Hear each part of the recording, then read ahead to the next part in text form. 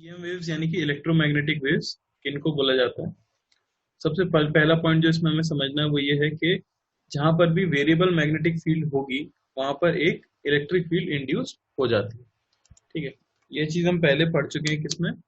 Induced electric field आपने पढ़ी होगी ईएमआई में। जब हम ईएमआई पढ़ रहे थे तब हमें मिला था कि किसी भी रीजन में अगर मैग्नेटिक फील्ड टाइम के साथ चेंज हो रही हो तो उस रीजन में क्या इंड्यूस हो जाती है? एक इलेक्ट्रिक फील्ड इंड्यूस हो जाती है।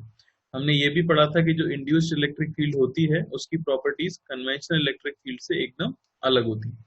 ठीक है ना। तो पहला पॉइंट तो क्या हो गया, अगर हमारे पास वेरिएबल मैग्नेटिक फील्ड हो तो हमें क्या मिल जाती है? Variable induced electric field. ठीक है ना, डिस्टेंस के साथ वेरी कर रही थी। अगर हमने मैग्नेटिक फील्ड किसी रीजन में ले लिए तो हमने जिसके साथ डील किया था हम लोग एक पॉइंट पे कांस्टेंट रख लेते थे। ठीक है, इलेक्ट्रिक फील्ड को। ठीक है, तो ऐसा बोला गया कि अगर किसी जगह पर एक वेरिएबल मैग्नेटिक फील्ड है तो वो क्या इंड्यूस कर देता है? एक वेरिएबल इलेक्ट्रिक फील्ड इंड्यूस कर देता है। तो सिमिलरली ये भी बोला गया कि अगर कहीं पर वेरिएबल इलेक्ट्रिक फील्ड है तो वहां पर क्या इंड्यूस कर देगा? वेरिएबल मैग्नेटिक फील्ड इंड्यूस कर देगा। ठीक है ना। तो यहां से हमें ये याद रखना है कि जो इलेक्ट्रिक फील्ड होती है और मैग्नेटिक फील्ड होती है वो हमेशा कपल्ड रहेंगी। कहीं पर भी अगर मैग्नेटिक फील्ड टाइम के साथ चेंज हो रही है, ठीक है ना, तो वहां पर इलेक्ट्रिक फील्ड भी इंड्यूस होगी और वो भी टाइम के साथ चेंज हो रही होगी। सिमिलरली अगर इलेक्ट्रिक फील्ड कहीं पर टाइम के साथ चेंज हो रही है तो वो मैग्नेटिक फील्ड प्रोड्यूस करेगी जो कि टाइम के साथ चेंज हो रही होगी। ठीक है ना। अब ऐसा सोच के देखो कि वेरिएबल इलेक्ट्रिक फील्ड की वजह से वेरिएबल मैग्नेटिक फील्ड आई और उस वेरिएबल मैग्नेटिक फील्ड की वजह से फिर वेरिएबल इलेक्ट्रिक फील्ड आएगी, तो ये प्रोसेस रिपीट होता रहेगा। किसी भी रीजन में अगर इलेक्ट्रिक फील्ड और मैग्नेटिक फील्ड दोनों वेरिएबल हो जाती हैं तो वहां पे एनर्जी का प्रोपोगेशन स्टार्ट हो जाता है और इसी प्रोपोगेशन ऑफ एनर्जी को आप नाम दे देते हो क्या? प्रोपोगेशन ऑफ एनर्जी को हम नाम दे देते हैं ईएम वेव्स या इलेक्ट्रोमैग्नेटिक वेव्स।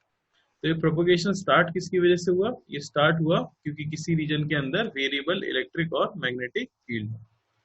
ठीक है ना। पूरे चैप्टर में जो एक इंपॉर्टेंट टॉपिक होता है उसे बोला जाता है डिस्प्लेसमेंट करंट। डिस्प्लेसमेंट करंट कहते किसे हैं वो समझने के लिए आपको थोड़ा सा पहले पीछे जाना पड़ेगा। अगर हम बात करें किसकी? Ampere सर्क्यूटल law. ठीक है ना, एम्पियर्स लूप लॉ बोल दो इसे। ये हमने पढ़ा था मैग्नेटिज्म में। क्या था वो लॉ?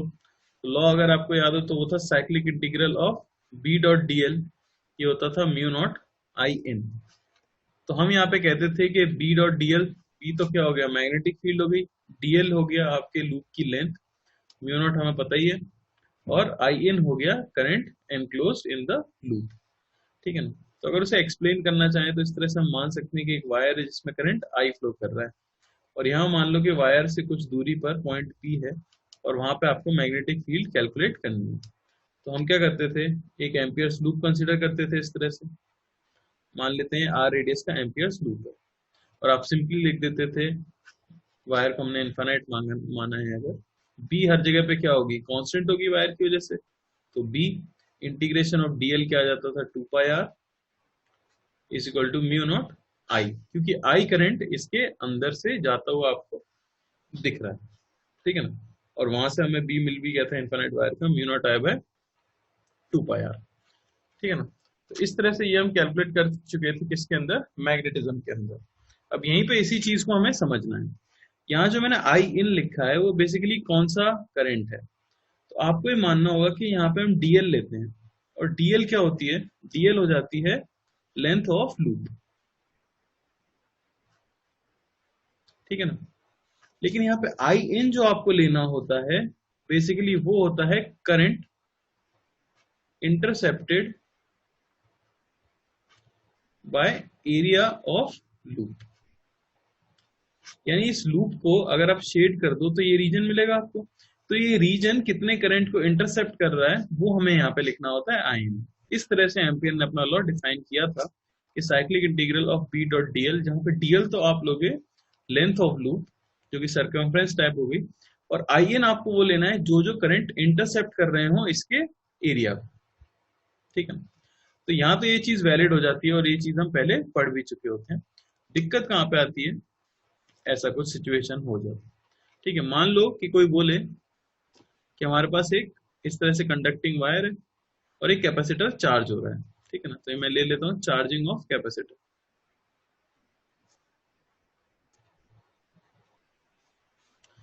हमने अगर चार्जिंग ऑफ कैपेसिटर का केस ले लिया है, मैंने मान लिया किसी समय पे इस तरह से करंट आई जा रहा है, इस प्लेट पे प्लस क्यू चार्ज आ चुका है, इस प्लेट पे माइनस क्यू चार्ज है, ठीक है। और यहाँ पे कोई पॉइंट है पी, और आपको वही पॉइंट पी पे मैग्नेटिक फील्ड बतानी है, ठीक। तो अगर आप यहाँ पे फिर से एक लूप कंसिडर करो इस तरह से, ठीक है, ये हो गया कोई सरफेस एस बोल देता हूं मैं इसे, ठीक है। तो यहाँ पे भी अगर हम लूप लॉ लगाएं, फिर से हम लिख सकते हैं cyclic integral of P dot D L, ये होना चाहिए म्यू नॉट आई इन, ठीक है ना। तो जाएगा बी, डीएल आप फिर से क्या लिख सकते हो 2 पाई आर, अगर ये डिस्टेंस मैंने आर ले लिए, is equal to mu naught. आपको फिर देखना है कि सरफेस को कट करने वाला करंट कितना है, ठीक है। तो वो फिर से आ जाता है आई, और बी की वैल्यू इस केस में भी आपको क्या मिल जाती है, mu not I by 2 pi R. अच्छा, इसकी जगह अगर मैं इस तरह की सिचुएशन ले लेता, इसी केस में आगे बढ़ के बस थोड़ा सा, अगर इस तरह से ले लिया जाए कि ये वायर था, यहाँ आपका कैपेसिटर है, ये प्लस क्यू, ये माइनस क्यू, और कुछ इस तरह से, ये आपका पॉइंट पी है मान लेते हैं, ठीक है ना। तो ये मैंने लूप कंसिडर किया, लेकिन अब मैं शेडेड रीजन इसे नहीं ले रहा हूं, मैं क्लोज रीजन ले लेता हूं कुछ इस तरह से। ये रैंडम शेप दिख रहा है, तो ये बोल जैसा है, एक कटोरे जैसा है। ऐसा इमेजिन करो कि आपके पास एक बोल जैसा है, जिस जो ऊपर से क्या है, ओपन है, इसका माउथ ओपन है, और पीछे से पूरा एक सरफेस है, इस तरह से एक सरफेस क्लोज्ड है। अब भी अगर इसके लिए लिखा जाता लॉ, तो आप क्या लिखते हैं, बी डॉट डीएल, जहां डीएल तो आपको क्या लिखना होता है, लेंथ ऑफ लूप। तो लूप की लेंथ किसको बोला जाएगा, लूप की लेंथ तो इसी को बोला जाएगा जहां आपको मैग्नेटिक फील्ड फाइंड करनी है, is equal to mu not I. I होता है सरफेस को कट करने वाला करंट। अब यहां तो मैंने सरफेस अज्यूम किया ही नहीं, मैंने इस इमेजिनरी सरफेस में इस लूप के लिए सरफेस कहां कंसिडर किया, इस तरह से फैला हुआ। इस केस में सरफेस कहां पे था, इसी के प्लेन में था, और अब मैंने इसे क्या मान लिया, 3D मान लिया, और सरफेस कहां पे ले गया, मैं पीछे की तरफ ले गया। इस केस में भी आप देख सकते हो कि करंट जो कि कट कर रहा होगा सरफेस को, फिर से क्या आने वाला है, आई ही आने वाला है। तो बी फिर से आपको मिलेगा mu not I by 2 pi R. तो तुम बोलोगे कि हर केस में आप कैसा भी सरफेस लो, उससे कुछ फर्क नहीं पड़ रहा है, बी की वैल्यू क्या आती है, सेम आती है। तो एम्पियर ने एक स्टेटमेंट दे दिया यहाँ पे कि the shape of surface for amperes loop,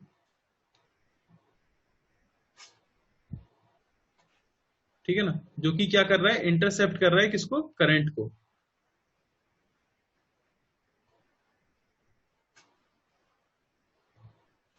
ठीक है ना, does not affect the value of magnetic field, does not affect value of magnetic field. यानी कि शेप आप इस तरह से 2D डिस्क जैसा ले लो, ठीक है ना, या फिर शेप आप इस तरह से 3D में ले लो पीछे से खींच के, तो वो उसकी मैग्नेटिक फील्ड की वैल्यू को अफेक्ट नहीं करने वाला है, ठीक है। ये चीज स्टैब्लिश हो गई। अब दिक्कत कहां पे, दिक्कत यहाँ पे, मान लो कि इस तरह से आपको यही कैपेसिटर दिया हुआ था, चार्ज हो रहा है Q माइनस Q, चार्जेस की वैल्यू बढ़ रही होगी, ये पॉइंट ले लिया मैंने P, और इस तरह से मैंने ले लिया लूप कोई डिस्टेंस R पर। मान लेते हैं यहां से करंट आ रहा है कोई I, लेकिन लूप अब मैंने जो कंसिडर किया उसका सरफेस इस तरह से ले लिया, ठीक है। तो ये सरफेस अब है जिसको कि करंट इंटरसेप्ट करना चाहिए। अब आप इमेजिन करो कि इसका जो बेस है, जो इस तरह से हमने कंटेनर टाइप ले लिया है, एक शेप इस तरह से दिख रहा होगा तुम्हें, जो हमने ले लिया है, जिसका माउथ तो ओपन है, तो करंट यहाँ से एंटर तो किया, लेकिन हमें पता है कि कैपेसिटर के बीच में कोई भी करंट नहीं होता है। अगर कोई भी करंट नहीं है तो किसी करंट ने इस सरफेस को कट नहीं किया है। तो इस केस के लिए अगर आप लिखोगे बी डॉट डी एल, तो वो आएगा B into 2 pi are is equal to 0, क्योंकि कोई भी करंट ऐसा नहीं है जिसने कि इस लूप की सरफेस को इंटरसेक्ट किया। तो यहां से तो बी की वैल्यू क्या आ गई, 0 आ गई। अब ये दिक्कत हो जा रही थी, क्योंकि यहाँ पे ये चीज स्टैब्लिश हो चुकी है कि शेप पे डिपेंड नहीं होना चाहिए, शेप आप कैसा भी ले लो, कितना बड़ा भी ले लो, बी की वैल्यू क्या आनी चाहिए, सेम आनी चाहिए। इसीलिए हमें एक और करंट डिफाइन करना पड़ा, ताकि दोनों रिजल्ट क्या हो जाए, सेम हो जाए, जिसे हमने नाम दिया डिस्प्लेसमेंट करंट। ऐसा बोला गया कि यहाँ पे तो हम देख सकते हैं साफ साफ जो करंट इस लूप को कट कर रहा है वो है कंडक्शन करंट, यानी आपके सर्किट में जो करंट फ्लो कर रहा था वही करंट इसकी सरफेस को कट करने वाला है ड्यूरिंग चार्जिंग ऑफ कैपेसिटर। लेकिन अगर कोई इस तरह का लूप कंसिडर कर लेता है जिसका कि सरफेस इस तरह से कैपेसिटर के अंदर से पास होके जा रहा है, तो यहां पर तो कंडक्शन करंट एग्जिस्ट कर नहीं सकता। लेकिन ये बोला गया कि क्योंकि ये कैपेसिटर है तो इसके अंदर इलेक्ट्रिक फील्ड तो एग्जिस्ट कर ही रही होगी। और जैसा कि हम जानते हैं कि इसके अंदर इलेक्ट्रिक फील्ड एग्जिस्ट कर रही है और चार्ज कंटिन्यूसली इंक्रीज हो रहा है, और इलेक्ट्रिक फील्ड इनसाइड कैपेसिटर की अगर मैं बात करूं इन कैपेसिटर, तो वो होता है sigma bye epsilon not. Sigma को कह सकते हैं charge upon area of plate into epsilon not. अब क्योंकि कैपेसिटर चार्ज हो रहा है तो उसके ऊपर चार्ज इंक्रीज हो रहा होगा, तो कंटिन्यूसली इलेक्ट्रिक फील्ड भी क्या हो रही है, इंक्रीज हो रही है। तो क्योंकि कैपेसिटर पे charge is a function of time, तो हम ये कह सकते हैं कि electric field between the plates is also a function of time, यानी कि इलेक्ट्रिक फील्ड इस सरफेस को कट कर रही है। ठीक है, तो उसका क्या किया गया, फ्लक्स लिखने की कोशिश की गई। अगर मैं यहाँ पे फ्लक्स लिखूं इलेक्ट्रिक फील्ड का, फ्लक्स अगर आप लिखो इलेक्ट्रिक फील्ड का, तो सिंपली क्या हो जाता है, ई डॉट ए। ठीक है ना, ई तो यहाँ पे कांस्टेंट है हमारा Q by A epsilon naught, sorry E variable है पर चार्ज के साथ प्रोपोर्शनल है, Q by A epsilon naught into area A. यहां से हमें फाई की वैल्यू मिल गई क्या, क्यू बाय एप्सिलॉन नॉट। यानी कि फ्लक्स भी जो है वो क्या है, टाइम का फंक्शन आपको मिल चुका है। अब एक चीज हम जानते हैं क्या, कि D phi by D T अगर मैं यहां से कैलकुलेट कर लेता हूं तो मुझे क्या मिलेगा, यहां से मिलेगा 1 by epsilon not d q by D t. ये d q by D t क्या है, ये d q by D t है rate of change of charge on capacitor plates. और कैपेसिटर की प्लेट्स पे चार्ज जो चेंज कर रहा है उसके लिए रिस्पॉन्सिबल कौन है, ये करंट। समझ आ रही है बात। तो D q by D T basically charge change हो रहा है इस करंट की वजह से, लेकिन यहाँ पे हम देख सकते हैं कि उसकी वजह से between the plates of capacitor flux continuously क्या हो रहा होगा, चेंज हो रहा होगा। तो ये भी एक करंट जैसी टर्म आपको दिख रही है, तो इसी को डिफाइन कर दिया गया डिस्प्लेसमेंट करंट। ये बोला गया कि यहाँ पर तो जब आप सरफेस को इंटरसेक्ट करवाते हो तब आप म्यू नॉट आई इन में जो करंट कंसिडर कर रहे थे वो करंट कौन सा था, कंडक्शन करंट था। लेकिन यहाँ पे जो करंट है, जो कि ये वाला करंट हमें मिला है, ये वाला current due to flow of electrons नहीं है, ये है due to change of electric field. ये इलेक्ट्रिक फील्ड के चेंज होने की वजह से जो करंट आ रहा है, जिसे नाम करंट जैसा दिया गया है, उसे नाम हम दे देते हैं डिस्प्लेसमेंट करंट। ठीक है ना, तो एक नई टर्म बना दी गई आई डी, और डिस्प्लेसमेंट करंट की वैल्यू बोल दी गई epsilon not D phi E by D T. यानी कि क्या हो जाएगा, epsilon naught into rate of change of flux of electric field with respect to time. तो इसे बोल दिया गया है डिस्प्लेसमेंट करंट। ये due to flow of electrons नहीं है, बल्कि ये क्या है, due to changing electric field between the capacitor, due to changing electric field between plates of capacitor.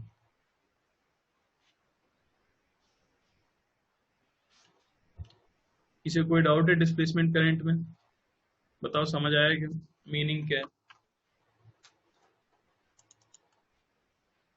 Mainly question solve करने के लिए तो आपको फॉर्मूला याद रखना पड़ेगा।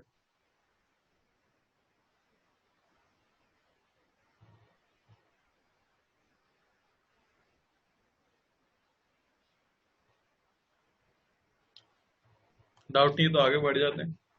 ठीक है, तो इसीलिए हम डिफाइन कर देते हैं क्या, मॉडिफाइड एम्पियर्स लॉ।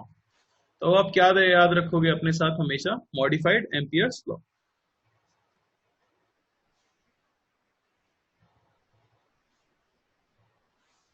और लॉ हो जाता है cyclic integral of B dot D L is mu not I conduction plus epsilon not D phi E by D T. तो ये तो हो गया आपका आई डी यानी कि डिस्प्लेसमेंट करंट, और ये हो गया आपका कंडक्शन करंट।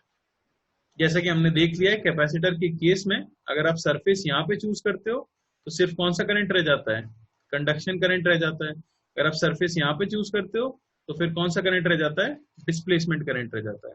ऐसे भी केसेस पॉसिबल हैं जहां पर कि दोनों के दोनों एग्जिस्ट कर रहे हो, डिस्प्लेसमेंट करंट और कंडक्शन करंट दोनों ही एग्जिस्ट कर रहे हो सकते हैं। मान लो कि ये वायर होता और इसके चारों तरफ जो इलेक्ट्रिक फील्ड है वो भी कंटिन्यूअसली चेंज हो रही होती किसी रीजन से, तो वहां पे आप दोनों को कंसिडर करते हैं। समझ आया? ठीक है, तो इसे बोल देंगे डिस्प्लेसमेंट करंट। आपको क्या याद रखना है? मेनली फॉर्मूला याद रखना है। आगे देख लेते हैं मैक्सवेल्स इक्वेशंस, जो ईएम वेव्स में हमें पढ़ना होता है।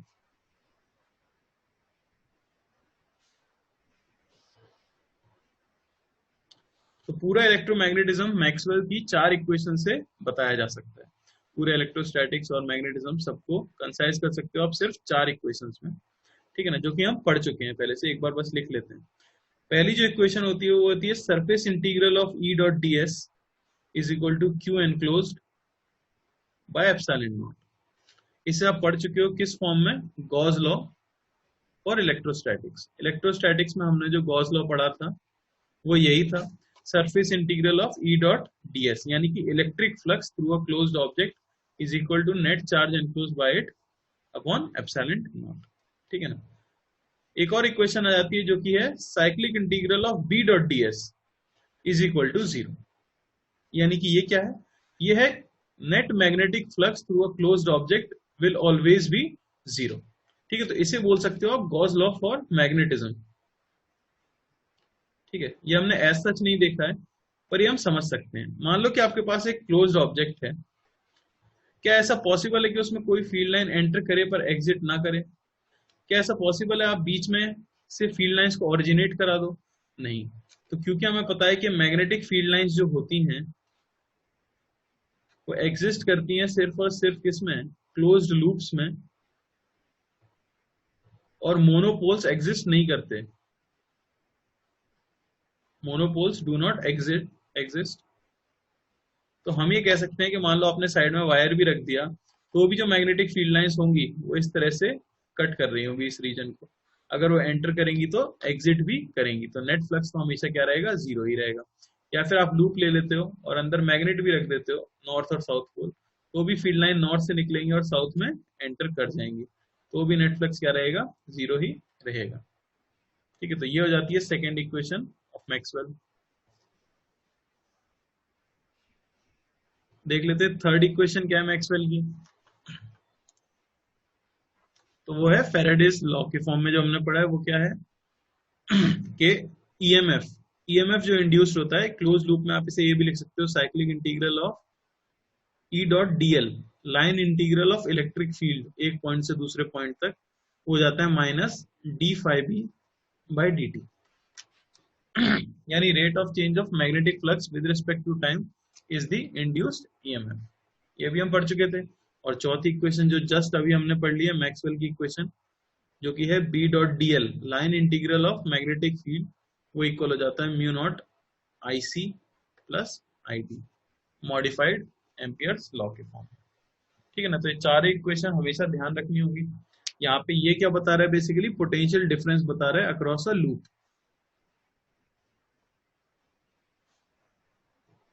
अक्रॉस अ लूप, ठीक है ना। अब बात आती है कि ईएम वेव्स को आप जनरेट कैसे करते होगे। ठीक है, तो ईएम वेव्स को जनरेट करने के लिए एक चीज तो क्लियर हो गई कि जहां पर भी टाइम डिपेंडेंट मैग्नेटिक फील्ड होगी वो क्या इंड्यूस कर देगी? Time dependent electric field. और टाइम डिपेंडेंट इलेक्ट्रिक फील्ड क्या जनरेट करती है? Time dependent magnetic field. ठीक है ना।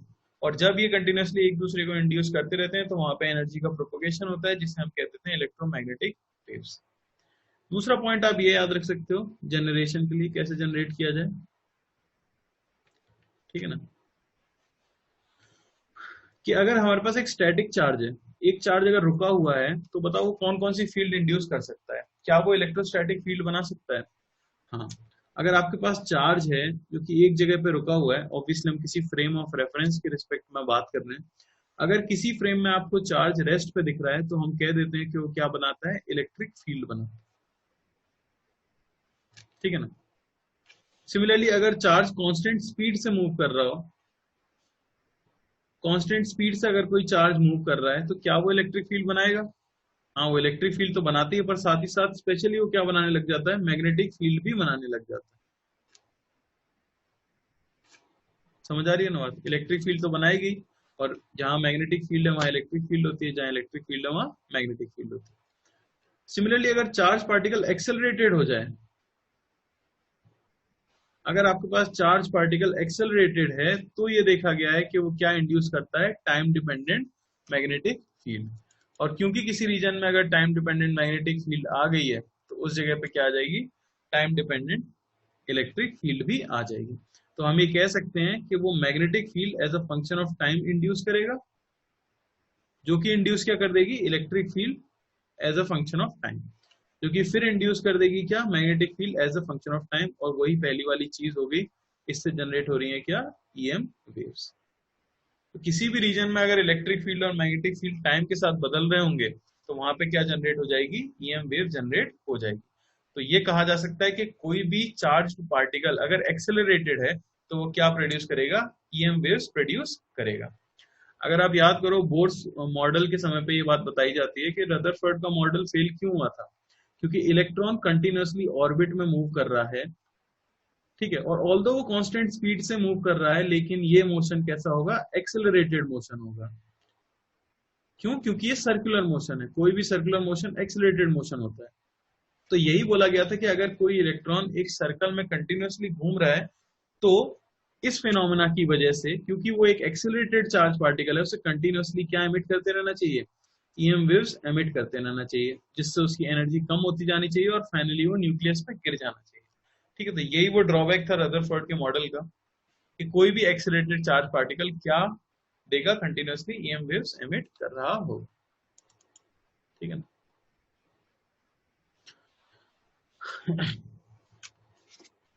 तो इसके लिए कई सारे एक्सपेरिमेंट हुए थे, जैसे हर्ट्ज एक्सपेरिमेंट है, दो प्लेट्स हैं इस तरह से, ठीक है, और काफी हाई वोल्टेज उनके बीच में हमने लगा दिया है, ठीक है ना, काफी हाई वोल्टेज आपने उनके बीच में लगा दिया है। और यहां से हम क्या करते हैं, कंडक्टिंग रॉड से दो स्फीयर्स को काफी पास पास रख देते हैं। अगर हम दो स्फीयर्स को काफी पास पास रख दिया, नाम दे दो एक्स और वाई, प्लेट्स को नाम दे दो P1 और P2। तो P1 P2 तो बेसिकली कैपेसिटर का काम कर रहे हैं, प्लेट्स हैं, हाई पोटेंशियल डिफरेंस में हैं और काफी क्लोज हैं एक दूसरे से, ये मानना है उनके डायमेंशन के कंपैरिजन में, ठीक है ना। लेकिन इन स्फीयर्स की अगर हम बात करें, तो इन स्फीयर्स पे आप देख सकते हो, क्योंकि इनके बीच में पोटेंशियल डिफरेंस है, ठीक है, और ये काफी क्लोज है एक दूसरे के, हाई पोटेंशियल डिफरेंस है, डिस्टेंस बहुत कम है। एक चीज हम जानते हैं, पोटेंशियल डिफरेंस, ये सिंपली क्या हो जाता है, इलेक्ट्रिक फील्ड इनटू डिस्टेंस। तो ऐसा देख सकते हो आप, इलेक्ट्रिक फील्ड बेसिकली है potential difference by distance. Potential difference तो बहुत ज्यादा हाई है इन दोनों स्फीयर्स के बीच में, और डिस्टेंस बहुत ज्यादा लो है, तो हम ये कह सकते हैं इलेक्ट्रिक फील्ड बहुत ज्यादा हाई है। तो एक चीज आपने पढ़ी थी जिसे बोला जाता है ब्रेकडाउन वोल्टेज। इनके बीच में जो एयर होगी, उसमें जो डायपोल्स होंगे, उन्हें बहुत ज्यादा इलेक्ट्रिक फील्ड जब मिलेगी, तो क्या हो जाएंगे, ब्रेक हो जाएंगे। डायपोल्स जब ब्रेक होंगे, तो कुछ इलेक्ट्रॉन्स किस पे जाने लगेंगे, एक स्फीयर पे, कुछ दूसरे स्फीयर पे, तो आपको इनके बीच में क्या दिखता है, स्पार्क दिखने लगता है। Due to high electric field, हमें कह देंगे कि due to high electric field, ठीक है ना, dielectric breaks between spheres generating spark. तो आपको क्या दिखता है, एक स्पार्क दिखता है दोनों स्फीयर्स के बीच में, ठीक है ना। मेनली ये पहला एक्सपेरिमेंट है जिससे कि आप इलेक्ट्रोमैग्नेटिक वेव्स एग्जिस्ट करती हैं, ये प्रूव कर सकते हो, ठीक है ना। तो ऐसा करने से अब हमें ये भी मानना पड़ेगा कि इनका कुछ इंडक्टेंस भी होगा। इंडक्टर में हम ये जान चुके हैं कि अगर दो ऑब्जेक्ट्स हमने एक दूसरे के पास रखी है, तो उनका कुछ म्यूचुअल इंडक्टेंस होता है, ठीक है। तो ऐसा मान लो कि ये दो ऑब्जेक्ट्स हैं, बहुत पास हैं, बहुत छोटा साइज है इनका, तो इनका इंडक्टेंस भी कैसा होगा, स्मॉल होगा, ठीक है। तो क्योंकि कैपेसिटेंस हमने स्मॉल लिया है और इंडक्टेंस भी काफी स्मॉल है, ठीक है, तो ये सर्किट जो आप रिप्रेजेंट कर देते हो, कुछ इस तरह से रिप्रेजेंट कर देते हो, इसे हर्ट्ज सर्किट भी बोल दिया जाएगा। जहाँ ये हो गया इन दोनों का इंडक्टेंस जो कुछ भी है, और ये हो गया सी इनका कैपेसिटेंस, ठीक है ना। तो यहाँ पे लिखा हुआ भी है, due to low value of L and C, oscillating frequency is very high, ठीक है। फ्रीक्वेंसी ऑब्वियसली एलसी ऑसिलेशन हो रहा होगा इनके बीच में, तो एलसी ऑसिलेशन के लिए फॉर्मूला भी हमें पता है, फ्रीक्वेंसी का 1/2 पाई अंडर रूट एलसी, तो क्योंकि इंडक्टेंस और कैपेसिटेंस बहुत ही स्मॉल है इस एक्सपेरिमेंट में जो हमने डेटा लिया, तो फ्रीक्वेंसी कैसी आई, बहुत ही हाई, लगभग 10⁻7 हर्ट्ज आई। ठीक है ना। आगे देखो, due to high frequency variation in spark तो ऑसिलेशन क्या हो गया, ठीक है ना, तो oscillating charges E M waves are radiated in the surrounding. ठीक है, तो इसकी वजह से क्या हुआ कि देखा गया कि ये जो स्फीयर्स थे इन्होंने क्या किया, क्योंकि यहाँ पे आप देख सकते हो कंटिन्यूअसली क्या हो रहा होगा, इलेक्ट्रिक फील्ड की वैल्यू बढ़ती जा रही है। ठीक है ना, क्यों, क्योंकि यहाँ पे बीच में डाइलेक्ट्रिक मीडियम क्या हो रहा है, ब्रेक हो रहा है। तो क्योंकि यहाँ पे वेरिएबल इलेक्ट्रोमैग्नेटिक फील्ड आएगी तो उन्होंने क्या किया, ईएम वेव्स जनरेट की। पास में आपने डिटेक्शन कॉइल रखी थी, उस कॉइल ने क्या कर दिया, बता दिया। इस तरह से कॉइल रखी जाती है, जैसे मैं यहाँ पे बना देता हूँ, तो जिस तरह की कॉइल होती है, कैसे डिटेक्ट करेगी कि ईएम वेव्स जनरेट हो गई हैं। देखा गया कि जिस प्लेन में ये गैप है उसी प्लेन में अगर आप कॉइल के गैप को रख देते हो तो वेव्स जब यहाँ पे पहुंचेंगी तो सिमिलरली वो इनमें क्या इंड्यूस करती है, करंट इंड्यूस करती है। और जैसे ही हमें कॉइल में करंट दिखता है हम समझ जाते हैं कि ये सेटअप क्या प्रोड्यूस कर रहा है, ईएम वेव्स प्रोड्यूस कर रहा है। ऐसा बहुत ज्यादा इंपॉर्टेंट नहीं है, मेन यहाँ पे बस फ्रीक्वेंसी का फॉर्मूला याद रखना है जो हम पहले भी पढ़ चुके हैं, एलसी ऑसिलेशंस वाला। ठीक है ना। हम्म, तो बस ये फॉर्मूला याद रखना, कोई बस हर्ट सर्किट के नाम से बोल दे अगर, तो हर्ट सर्किट का मीनिंग सिंपली क्या हो गया कि एक इंडक्टर है और एक कैपेसिटर है। ठीक है, उनको एलसी ऑसिलेशन कराया जा रहा है। आगे देख सकते हो आप प्रॉपर्टीज, प्रॉपर्टीज याद रखनी है। सारी EM waves transverse in nature है, ये हमें पता ही था लाइट के बारे में। ठीक है, पहली चीज तो क्या होगी, ट्रांसवर्स है। दूसरी चीज हो गई, जो एनर्जी है वो प्रोपोगेट करती है इलेक्ट्रिक और मैग्नेटिक फील्ड के परपेंडिकुलर। ये भी हमें पता ही था, लाइट जैसे पर मूव करती है इलेक्ट्रिक फील्ड और मैग्नेटिक फील्ड के ऑसिलेशन के परपेंडिकुलर। जैसे मैं अज्यूम कर लूं कि इलेक्ट्रिक फील्ड है मान लो ई नॉट साइन के एक्स माइनस ओमेगा टी, और मैग्नेटिक फील्ड है बी नॉट साइन के एक्स माइनस ओमेगा टी। ठीक है, मैं यहाँ पे के एक्स माइनस ओमेगा टी ले रहा हूँ, आप ओमेगा टी माइनस के एक्स भी ले सकते हो, सेम ही बात है। ठीक है, तो जो आपको डायरेक्शन ऑफ प्रोपोगेशन मिलेगी, डायरेक्शन ऑफ प्रोपोगेशन वो किसके अलोंग होगी, इनके क्रॉस प्रोडक्ट के अलोंग। इस तरह से कह सकते हैं कि ई क्रॉस बी के अलोंग इनकी डायरेक्शन ऑफ प्रोपोगेशन होनी चाहिए। ठीक है ना,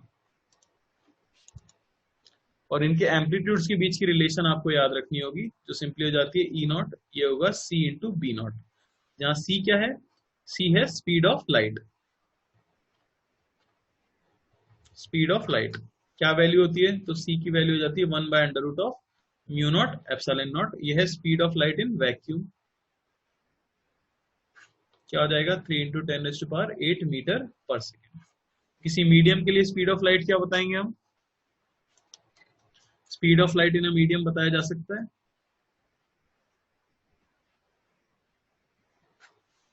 v सिंपली हो जाता है c/√ of mu R epsilon R, जहां म्यू आर और एप्सिलॉन आर क्या है, रिलेटिव परमिटिविटी और परमिएबिलिटी ऑफ मीडियम।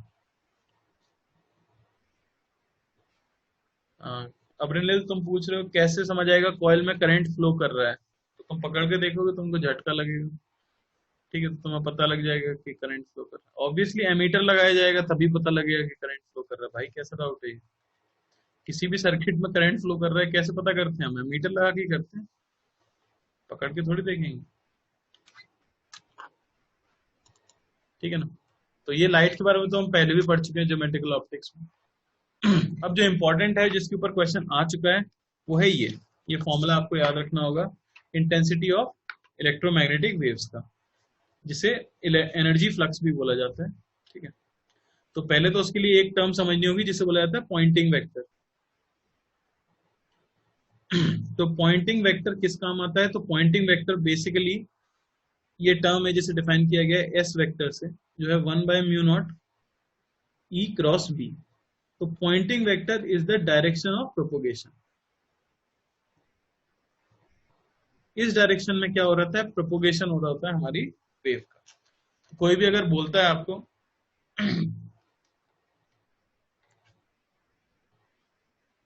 कोई भी अगर आपसे पूछता है कि पॉइंटिंग वेक्टर कैलकुलेट करो, तो आप सिंपली ये फॉर्मूला यूज कर सकते हो 1/μ0 ई क्रॉस बी, जहाँ पे पॉइंटिंग वेक्टर बेसिकली रिप्रेजेंट क्या कर रहा है, तो ये डायरेक्शन ऑफ प्रोपोगेशन रिप्रेजेंट कर रहा होगा, ठीक है ना। अब एनर्जी डेंसिटी की बात करें तो हमें पता है, क्योंकि किसी भी इलेक्ट्रोमैग्नेटिक वेव में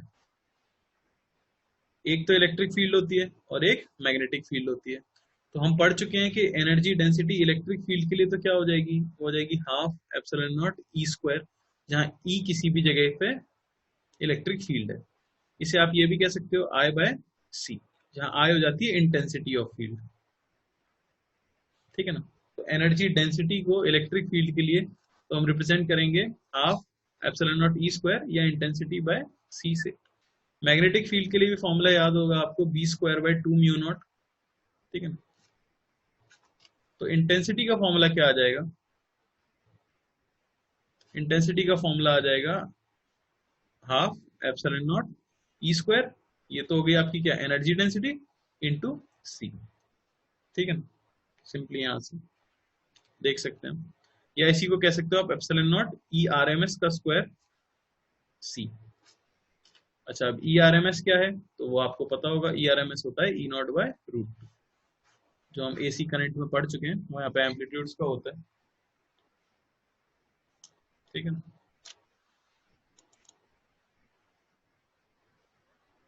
ठीक है, क्या ये पोलराइज किया जा सकता है, ये भी पहले पूछा गया है, क्या हम ईएम वेव्स को पोलराइज कर सकते हैं, तो हाँ, आप ईएम वेव्स को, जैसे आप लाइट को पोलराइज कर ही सकते हो, ठीक है, तो आप ईएम वेव्स को पोलराइज कर सकते हो।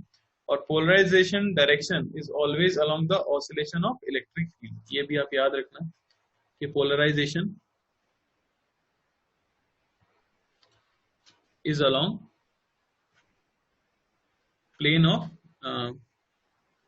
Plane of oscillation of electric field,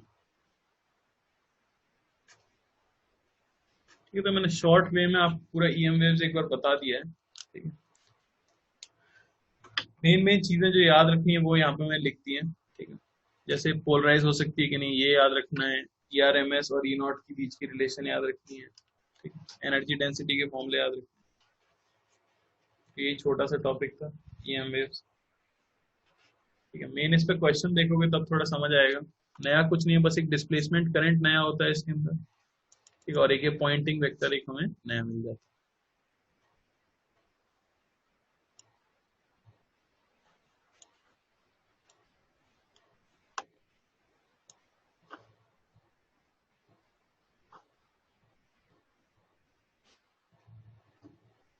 questions try करो एक बार इसके ऊपर।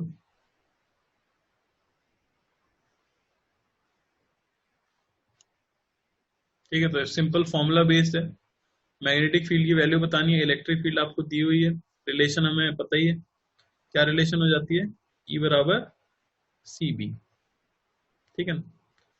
तो पुट कर दो यहाँ पे, बी की वैल्यू क्या हो जाएगी, ई आपको दिया है 6.3 बाय सी 3 इंटू 10⁻8, क्या हो जाएगा 2.1 इंटू 10⁻⁻8 टेस्ला, और सभी कोई के कैप में ही है, तो सिंपली आप क्या बता सकते हो, के कैप, ठीक है ना। पहला क्वेश्चन तो बहुत ही आसान था, सेकंड क्वेश्चन का बताओ क्या आंसर आएगा।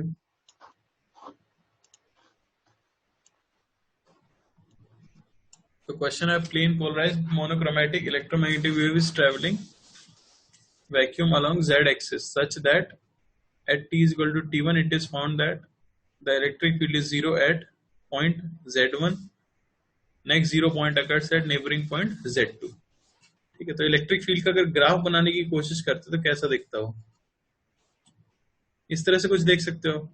ये अगर हमारी z एक्सिस मान लेता हूं, तो मैं इलेक्ट्रिक फील्ड एक तो सबसे पहले जीरो होती है कहां पे, तो ये हो गया मेरा z1, और अगली बार वो जीरो होगी कहां पे, z2 पे। कोई भी वेव इसी तरह से मूव कर रही होगी कंटिन्यूसली, तो ये बेसिकली एक नोड जैसा है और ये भी एक नोड जैसा है, तो इनके बीच की दूरी कितनी हो जाती है, लैम्डा बाय 2 हो जाती है। तो आपको ये दिया हुआ है कि लैम्डा बाय 2 की जो वैल्यू है वो होगी z2 माइनस z1, समझ आ रहा है। पूछा गया है फ्रीक्वेंसी, v बराबर एफ लैम्डा हो जाता है, वैक्यूम में है तो c बराबर एफ लैम्डा हो जाएगा, और सिंपली हम यहाँ से f की वैल्यू कह सकते हैं c बाय लैम्डा, ठीक है ना। तो f क्या मिल गया हमें, c 3 इंटू 10⁸ बाय लैम्डा हमें मिल चुका है 2 इंटू z2 माइनस z1, ये जाएगा 1.5 into 10⁸ bye mod z2 minus z1, simple सा क्वेश्चन था, ठीक है ना, समझ आ रहा है। क्वेश्चन में बोला गया है a plane electromagnetic wave of wavelength lambda intensity I, it is propagating along positive y direction. The allowed expression for electric and magnetic fields are, इनमें से कौन कौन सी अलाउड है इलेक्ट्रिक और मैग्नेटिक फील्ड के लिए? थर्ड का आंसर क्या आएगा बताओ?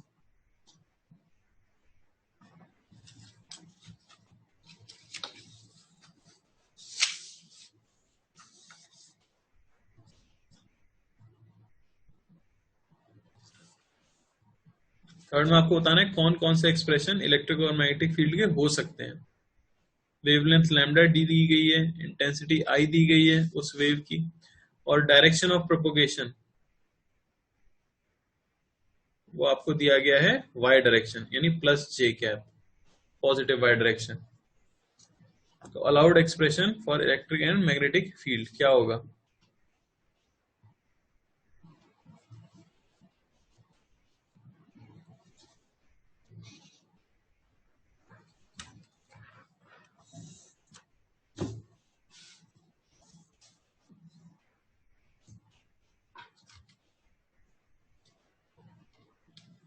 आ रहा है किसी का?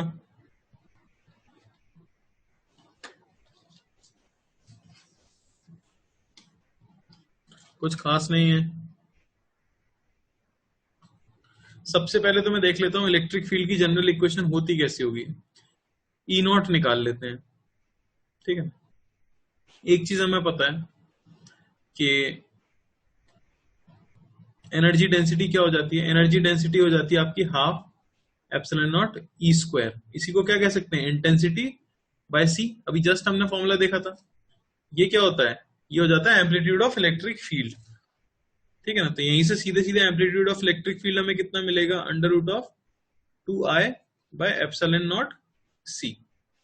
तो किस किस ऑप्शन में इलेक्ट्रिक फील्ड का एम्पलीट्यूड आपको ये दिया हुआ है, तो वो ऑप्शन है सी और डी। तो आंसर तो सी और डी में से होना चाहिए, ठीक है ना। और अब ये देख लेते हैं कि डायरेक्शन क्या क्या दी हुई है, ठीक है। तो सी ऑप्शन में क्या दिया हुआ है, सी ऑप्शन में दिया है हमें ई है under root 2i by epsilon naught C cos 2 pi by lambda into Y minus C T K cap, और बी वेक्टर दिया है 1 by C E naught I cap, ठीक है ना। जबकि डी ऑप्शन में क्या दिया गया है, डी ऑप्शन में ई दिया गया है under root of 2i epsilon naught C cos 2 pi by lambda Y plus C T K cap, और बी वेक्टर क्या दिया हुआ है 1 by C E I cap, ठीक है। तो इसमें प्रिंट गलत हुआ है, यहाँ पे एक माइनस साइन आएगा बी के लिए, बी में माइनस आई कैप दिया होगा, ठीक है ना। डी ऑप्शन में मैग्नेटिक फील्ड माइनस आई कैप में होगी, जैसे कि देख सकते हो बी ऑप्शन में भी है, ठीक है। तो अब बताना है हमें इनमें से कौन सा आंसर होगा, क्योंकि इन दोनों में इलेक्ट्रिक फील्ड के एम्पलीट्यूड की वैल्यू यही दे रखी है। तो एक चीज आप जानते हो कि direction of propagation J cap, यानी कि पॉइंटिंग वेक्टर जे कैप की तरफ है। तो ई क्रॉस बी की वैल्यू ये क्या आनी चाहिए, जे कैप आनी चाहिए, ठीक है। तो अगर आप के क्रॉस आई करते हो तो प्लस जे मिलेगा, पर अगर आप के क्रॉस माइनस आई करते हो तो आपको क्या मिलेगा, माइनस जे मिलेगा। आंसर क्या होना चाहिए, जे कैप होना चाहिए। जे कैप होने के लिए सिर्फ कौन सा ऑप्शन पॉसिबल है, सी ऑप्शन पॉसिबल है। अच्छी बात है जिनका भी आ गया था। क्लियर हुआ? तो हमें ऑप्शन चेक करने थे, ना कि पूरा सॉल्व करना था। अगला ट्राई करो। अगला क्वेश्चन है, EM wave from air enters a medium, the electric fields are, दी गई है यहाँ पे, in air and this in medium, wave number दिया है, म्यू फ्रीक्वेंसी है, the medium is non-magnetic if epsilon r1 epsilon r2 are relative permittivities of air and medium, क्या relation होगी एप्सिलॉन में।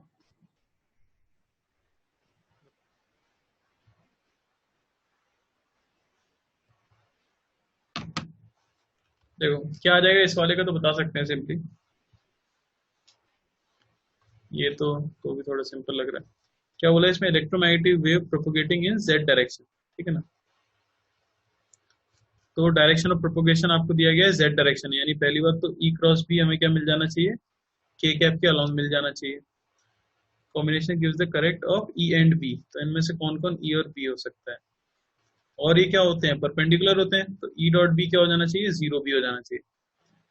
माइनस टू आई माइनस थ्री जे का dot product three आई minus two जे, कितना हो गया भाई, minus six plus six.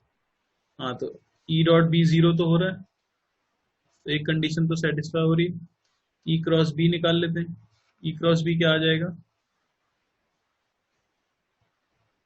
Four के plus six nine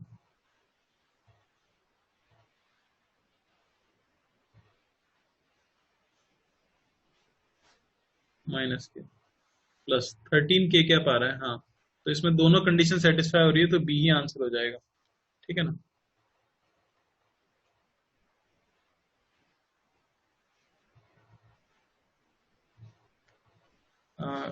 क्या डाउट है, electric and magnetic field right angles में ना भी हो फिर भी उनके परपेंडिकुलर कंपोनेंट्स नहीं करें। इलेक्ट्रिक और मैग्नेटिक फील्ड्स परपेंडिकुलर ही ऑसिलेट कर रही होंगी किसी भी एक इंस्टेंट पे एक दूसरे से, लाइट के लिए, ठीक है ना, किसी भी इलेक्ट्रोमैग्नेटिक वेव के लिए इलेक्ट्रिक फील्ड और मैग्नेटिक फील्ड हमेशा एक दूसरे से परपेंडिकुलर होंगी किसी भी एक इंस्टेंट पर, ठीक है, ये तो याद रखना। और डायरेक्शन ऑफ प्रोपोगेशन उन दोनों के परपेंडिकुलर होगा, ये तीनों चीजें म्यूचुअली परपेंडिकुलर होती हैं, ठीक है ना। आप ऐसा मान लो कि अगर आपने एक्स एक्सिस पे इलेक्ट्रिक फील्ड चूज कर लिया तो वाई एक्सिस पे मैग्नेटिक फील्ड है, तो फिर पक्का जेड एक्सिस के अलोंग ही प्रोपोगेशन हो रहा होगा। ऑल्दो ये पूरा प्रोपोगेशन किसी प्लेन में होता है, पर किसी एक इंस्टेंट पे अगर मैं बात करूं तो इलेक्ट्रिक फील्ड मैग्नेटिक फील्ड हमेशा म्यूचुअली परपेंडिकुलर दिखेंगे, ठीक है ना।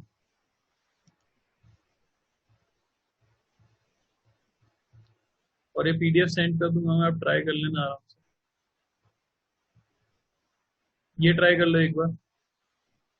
ये दो बार आ चुका है question, during the propagation of electromagnetic waves in a medium electric energy density is double that of magnetic energy density, या is half of magnetic energy density is equal to magnetic energy density, या both densities are zero, बताओ। इसका answer क्या आ जाएगा, during the propagation of electromagnetic waves in a medium.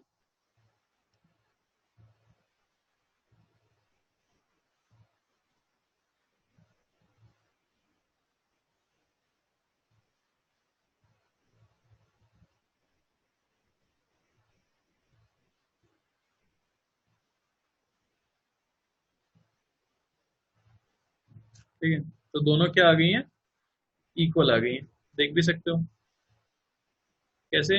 Electric की energy density क्या हो जाएगी, half epsilon naught E square, और मैग्नेटिक फील्ड की क्या होती है, B square by two mu naught. अब एक रिलेशन हमें पता है कि ई बराबर क्या हो जाता है, सिंपली सी बी, और सी होता है one by under root of mu naught epsilon naught. तो यहाँ पे अगर रख दें इसे तो ये हो गया वन बाय टू, बी की जगह पे मैं रख देता हूँ E square by C square, और सी स्क्वायर क्या हो जाएगा, म्यू नॉट एप्सिलॉन नॉट।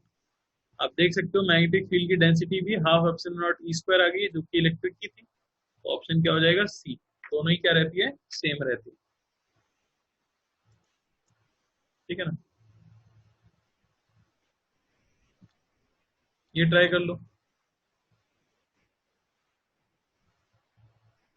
किस रीजन में बिलोंग करेंगे, photons of an electromagnetic radiation has an energy of 11 kilo electron volt, to which region of electromagnetic spectrum does it belong.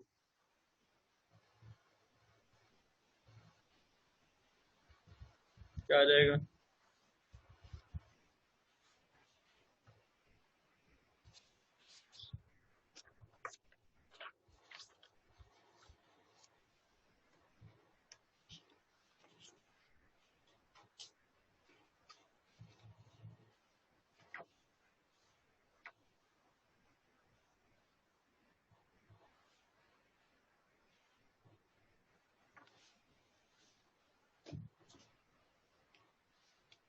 ठीक है, तो आप एनर्जी से देख सकते हो।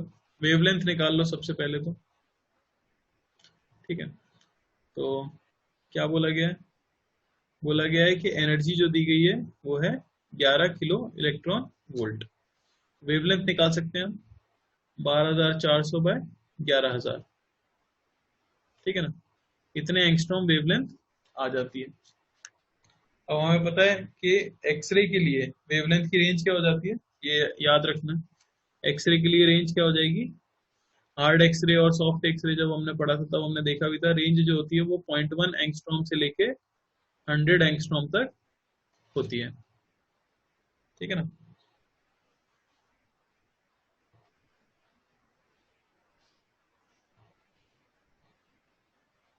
सॉल्व कर लो इसे।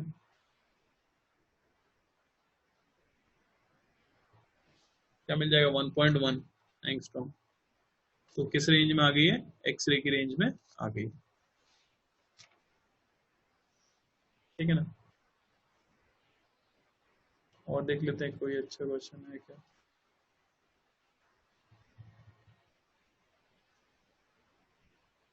ये देख लो, ट्राई करो एक बार। An electromagnetic wave in vacuum has electric and magnetic fields E and B, which are always perpendicular to each other. The direction of polarization is given by X and that of wave propagation is given by K. तो क्या आएगा?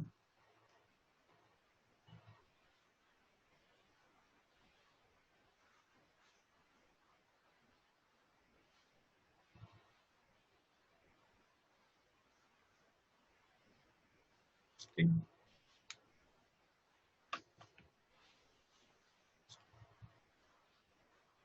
तो एक चीज अभी just मैंने लिखी थी कि डायरेक्शन ऑफ पोलराइजेशन क्या हो जाता है?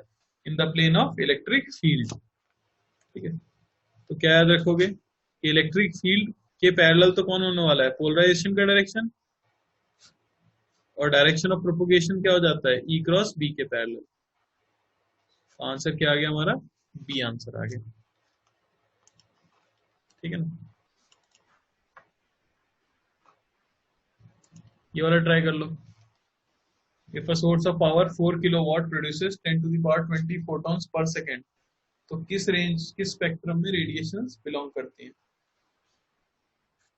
हो जाएगी 4000 बाय 10 रेज़ टू पावर 20, यानी 4 into 10 raise to power -17 joule.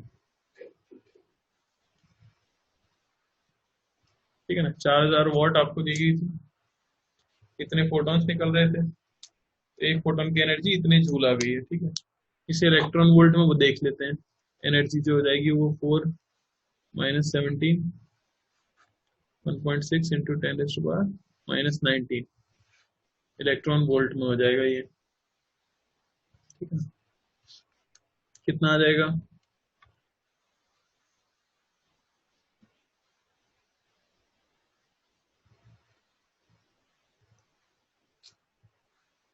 लगभग 250 इलेक्ट्रॉन वोल्ट आ रहा है शायद। यहाँ से वेवलेंथ निकाल सकते हो। वेवलेंथ क्या हो जाएगी? 12,400 बाय 250 इलेक्ट्रॉन वोल्ट। 12,400 बाय 250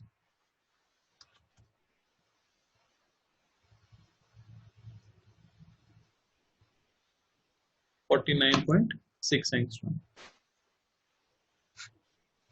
तो ये फिर से किस रेंज में आ रहा है? ये 0.1 एंगस्ट्रॉम से लेके 100 एंगस्ट्रॉम के बीच में आ रहा है। तो ये किस रेंज में है? एक्सरे की रेंज में। ठीक है, तो आंसर फिर से क्या हो जाएगा? एक्सरे। क्या किया मैंने? टोटल मुझे पावर दी गई थी, वहां से मैंने एक फोटोन की एनर्जी निकाली, उसे इलेक्ट्रॉन वोल्ट में कन्वर्ट कर लिया, वहां से वेवलेंथ निकाल ली। 0.1 से लेके 100 के बीच में अगर लाई करता है तो क्या हो जाता है? एक्सरे हो जाता है।